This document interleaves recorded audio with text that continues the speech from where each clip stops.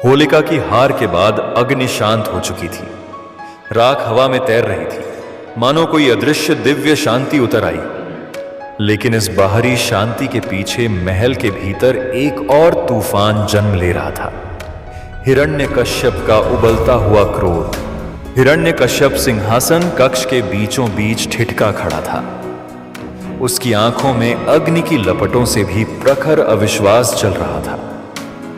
उसके समक्ष टूटा हुआ सिंहासन, मलबे से भरा कक्ष और राख के कण उड़ते हुए एक संदेश दे रहे थे। होलिका अग्नि में भस्म हो गई थी, पर वह बालक, वह जीवित बच गया। महल के प्रांगण के मलबे के बीच प्रहलाद शांत मुद्रा में ध्यानस्थ बैठा था। चारों ओर राख, पत्थर और विनाश की गूंज थी, लेकिन उसके भीतर केवल नारायण का नाम था। न भय था, न घबराहट। सैनिक धीरे धीरे उसके पास आए। उनके चेहरे पर संशय और भय स्पष्ट था।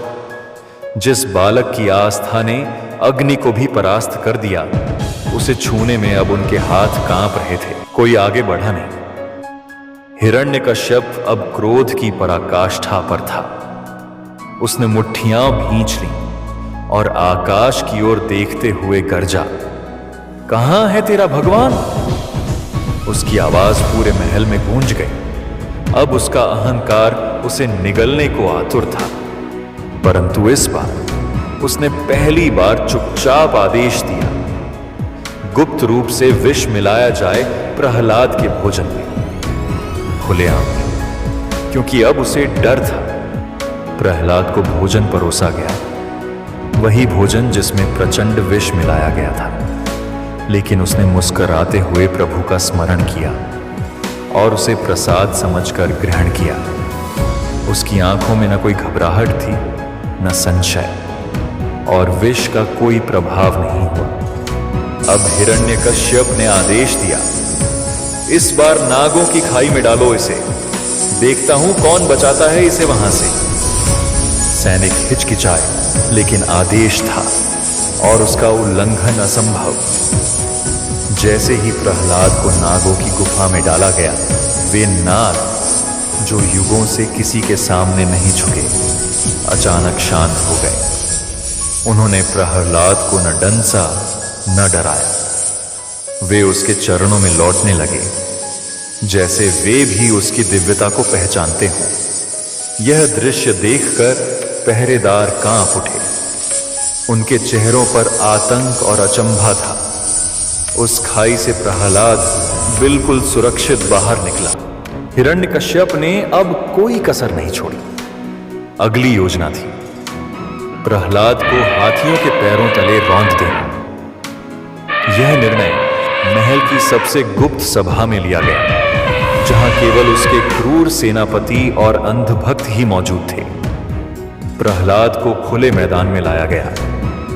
विशाल हाथियों को क्रोधित कर उसके ऊपर छोड़ा गया, परंतु जैसे ही वे पास पहुंचे, उनके पांव थम गए। वे शांत हो गए और धीरे धीरे प्रहलाद के सामने झुक गए। यह दृश्य देखकर भीड़ सन्न रह गई। कुछ सैनिकों ने हाथ जोड़ लिए और कुछ डर से पीछे हट गए। यह दिव्यता अब सबकी आंखों से छिपी नहीं थी।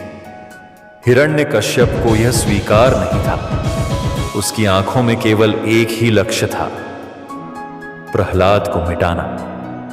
उसकी आत्मा धीरे धीरे घृणा और पागलपन में बदलने लगी थी। प्रहलाद की मां कयाधु अब गहरे द्वंद्व में थी। एक ओर उसका पुत्र, निष्पाप और भक्त, दूसरी ओर उसका पति, शक्तिशाली परंतु क्रूर। हर रात वह भीतर ही भीतर टूट रही थी। उसी रात प्रहलाद को एक दिव्य स्वप्न आया। भगवान विष्णु का स्वरूप तेजस्वी प्रकाश में प्रकट हुआ। उनका स्पर्श उसे आश्वासन देता प्रतीत हुआ। प्रहलाद की भक्ति अब महल की सीमाओं को लांघने लगी थी। सेवक, रक्षक, यहां तक कि रानियां भी उसकी निष्ठा से प्रभावित होने लगे थे। एक मौन क्रांति शुरू हो चुकी थी। हिरण्यकश्यप उसे अजीब स्वप्न आते। आकाश फट रहा है, सिंह गर्जना कर रहा है। यह उसका भय नहीं, उसका भाग्य था। आकाश में उल्का गिरी, नगर के संत भयभीत थे।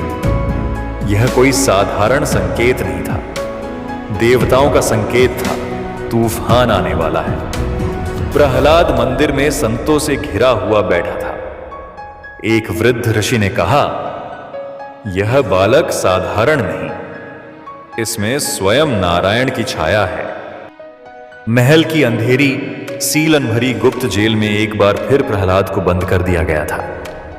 इस बार दीवारें और जंजीरें पहले से भी ज्यादा भारी थीं, पर बालक के चेहरे पर न कोई भय था न क्रोध, बस एक दिव्य शांति थी, जैसे वह अंधकार में भी प्रभु के प्रकाश को देख रहा हो।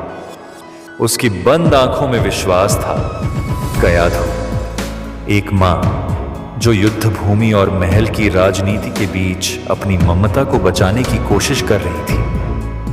प्रहलाद की ओर देखते हुए उसकी आंखें बोल रही थीं, प्रेम, पीड़ा और द्वंद्व से भरी हुई।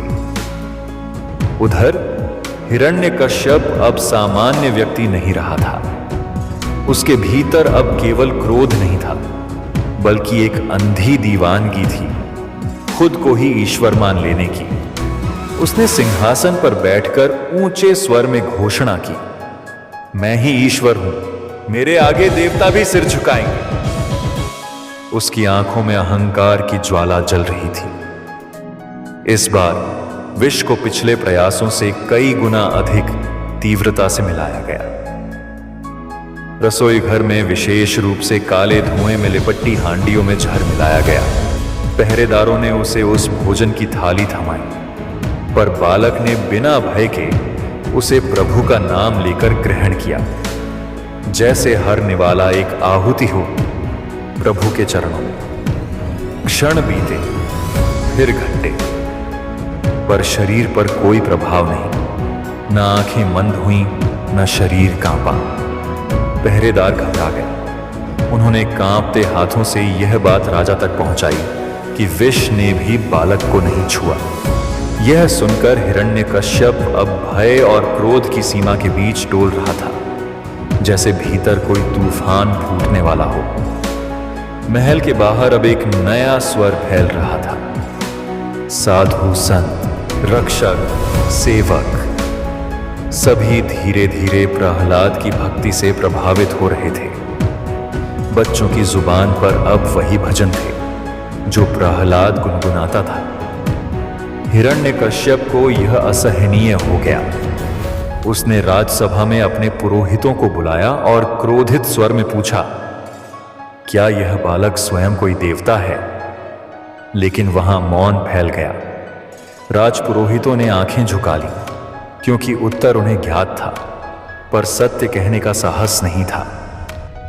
उन दिनों रात्रियों का आकाश भी बेचैन था।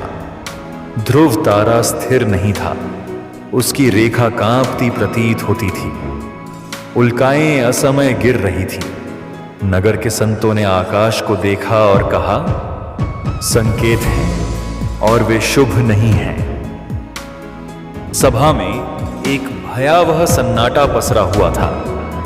कोई भी सांस लेने की हिम्मत नहीं कर रहा था। हिरण्यकश्यप धीरे धीरे अपने सिंहासन से उठा। उसकी आंखें अंगारे की तरह जल रही थीं और होठों पर कांपता हुआ प्रश्न था, प्रहलाद, तेरा भगवान कहां है? उसकी आवाज सिंह की दहाड़ सी गूंजी। प्रहलाद का चेहरा शांत था। उसने बिना झिझके, बिना डरे अपनी आंखें सीधे अपने पिता की ओर उठाईं और कहा, वह हर जगह है, इस खंभे में भी। उसके स्वर में अडिग विश्वास था, जो तलवार से भी अधिक तीव्र और स्पष्ट था। हिरण्यकश्यप के पसीने की बूंदें उसके माथे पर चमकने लगी। वह धीमे धीमे खंभे की ओर बढ़ा, जैसे हर कदम के साथ वह अपने भय और अहंकार दोनों से टकरा रहा हो। फिर उसने अपने हाथ में पकड़े गदा से खंभे पर पहला प्रहार किया। पत्थर पर गूंजती उस चोट की आवाज पूरे महल में गूंजी, जैसे धरती कांप उठी हो। खंभे पर एक हल्की सी दरार उभर आई और दीवारों ने थरथराना शुरू कर दिया। सबकी आंखें अब उस खंभे पर जमी थीं। गुस्से में भरा हिरण्यकश्यप फिर गरजा और उसने दूसरी बार और भी जोर से प्रहार किया। इस बार दरार और गहरी हो गई और उसी दरार से एक हल्की पर दिव्य सी रोशनी झलकने लगी। यह रोशनी साधारण नहीं थी, यह भय और चमत्कार का संकेत थी। हिरण्यकश्यप की आंखों में अब केवल क्रोध नहीं था, उसमें भय भी स्पष्ट था। यह वह क्षण था, ऐसा लगा जैसे वह खंभा जीवित हो गया हो। उसका आकार थरथराने लगा, दरारें फैलने लगीं और उस पत्थर के भीतर से एक भारी श्वास जैसी ध्वनि सुनाई देने लगी, जैसे वहां किसी को जबरदस्ती बंद कर रखा गया हो, जो अब जाग रहा हो। प्रहलाद वहीं खड़ा रहा। उसकी आंखें बंद थीं, पर चेहरा और अधिक चमक रहा था। उसका ध्यान भीतर केंद्रित था और उसकी आस्था अब वायुमंडल में फैलती प्रतीत हो रही थी। उसके तन का हर रोमकूप ईश्वर के प्रति समर्पण में झुका हुआ था। और फिर एक असहनीय भीषण गर्जना हुई, जैसे स्वर्ग के सिंह ने आकाश से दहाड़ मारी हो। खंभे में दरारें चीरते हुए फट गईं और भीतर से दिव्य प्रकाश चारों दिशाओं में फैल गया। कुछ क्षणों के लिए समय रुक गया।